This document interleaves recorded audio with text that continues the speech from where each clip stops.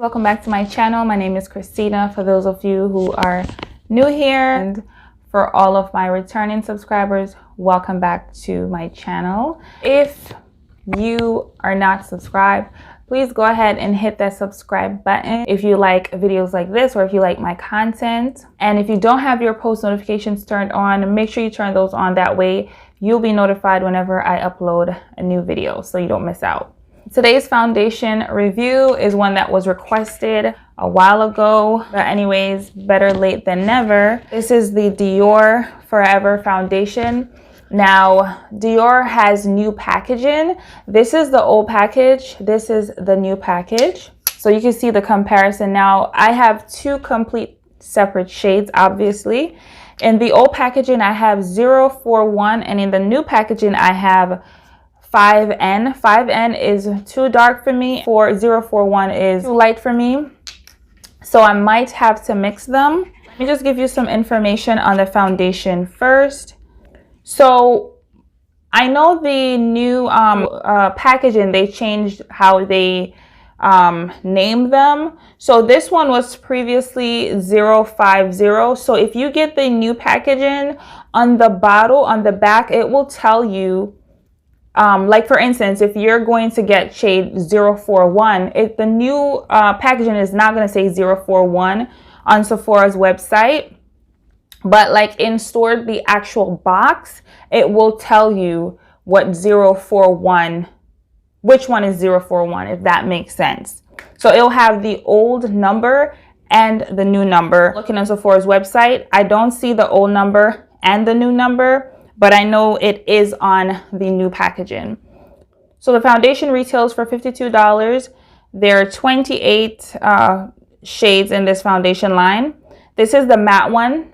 They also have a dewy one. So for this foundation, it says it's a medium to full coverage foundation that remains flawless for up to 24 hours with a velvety matte finish and SPF 35.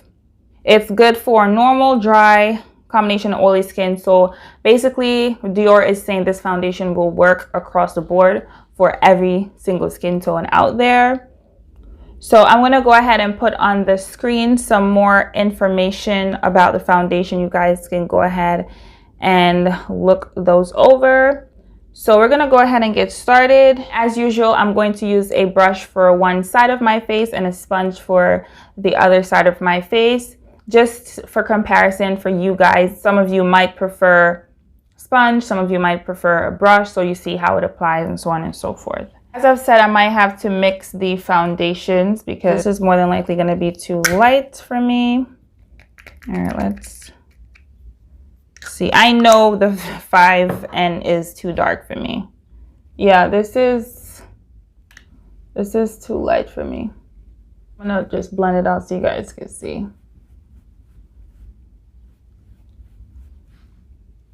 It's not too bad actually, but it's too light. It's not too bad. I thought it was going to be a lot lighter. So I'm going to go ahead and pump one pump of the 5N.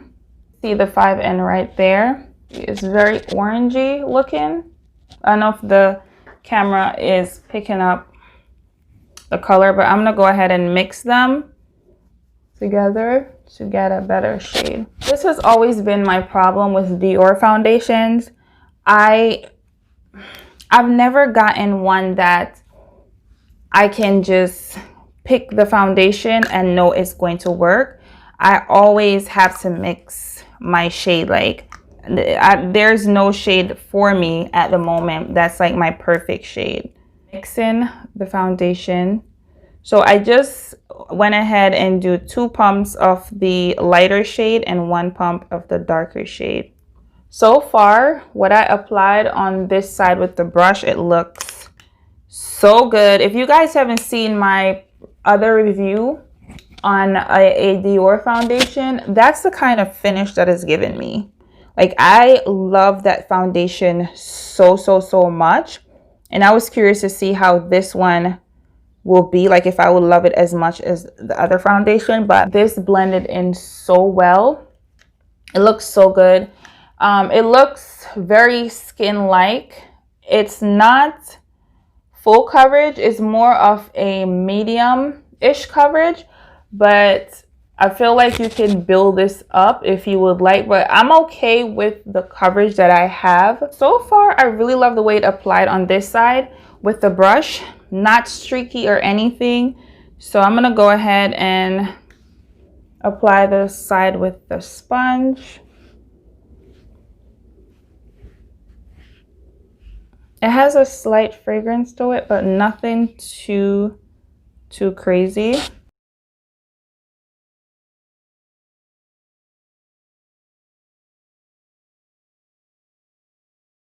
There's not much of a difference with the way it applied on both sides. It looks really, really nice. Either way, it's sitting so beautifully on my skin. Oh my goodness. This looks so good right now. Like, I wish you guys could actually see my skin in person. And mixing the two shades is perfect for me. So far, so good. It's not sticky at all. My skin feels very comfortable. It feels very breathable. I love the way my skin feels. So I'm gonna go ahead and finish up the rest of my face off camera. So this is the finished look. One thing I will say though, when I was applying the highlighter over my skin, I was like so shocked the way the highlighter was going blending over my skin. It was so smooth. It looks different, like it wasn't emphasizing any texture or anything, and I tend to have texture right in this area, so I usually don't bring my highlighter too close into this area here. I usually try to stop it a little bit out, but the foundation looks so good. Like, oh my goodness, I just want to go outside right now and just go outside and just stand like this. Today's pretty hot, so we'll see how well this matte foundation holds up. I'm definitely going to do a check-in in a couple of hours, and then I will come back at the end of the night with my overall thoughts on the foundation. It's currently 2:30, so about 2 hours since I applied the foundation, and my skin still looks really good. My nose does look a little shiny, especially in these areas here. My forehead is not too bad because my forehead, especially right in between my brows, is usually super oily. Like, it's usually one of the first places along with my nose to get oily, and then in these areas right here. Apart from the little bit of oiliness that's coming through, there is no separation, no creasing, no settling, no nothing. Foundation is not budging whatsoever.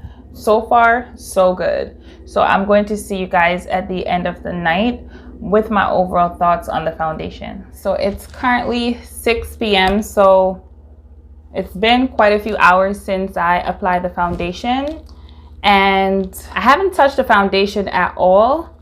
My skin still looks really, really good. I didn't blot or anything. My nose is still a little shiny. My forehead, a little bit of shyness coming through. But let me just say, I think this foundation would be perfect for hot days, hot, humid weather, climate, whatever the case may be. As long as you're going to be sweating, or you're going to be like in a temperature where it's too warm, then definitely put on this foundation. You don't have to put on a lot, just put on a little bit, okay? I don't have anything bad to say about this foundation. Everything about this foundation is A1, except for the color range. I feel like they could do a whole lot better. They're lacking in the shade range department. But other than that, everything is great. For the price, $52, you're getting what you're paying for. I say it's worth it. Once they get the shade range together, this will be perfect. So if you've been thinking about getting this foundation, but you're like, girl, $52, no, go ahead and do it. If you have to mix a foundation, I understand, because that's gonna be like $100+ just for foundation, because you gotta mix your shade. So I do understand. But if you can get a foundation, the shade is not too off, and you can manipulate it a little bit with your contour, highlighting, whatever, go ahead and do it. This foundation will not disappoint you, okay? If you are not subscribed, make sure you subscribe to this channel.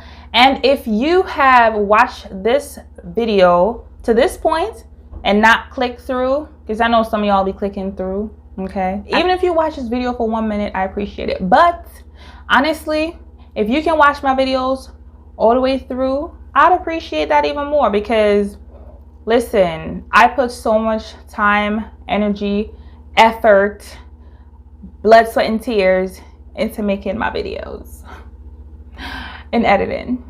So please watch all of it, okay? Thank you guys so much for watching, and I will see you in my next video.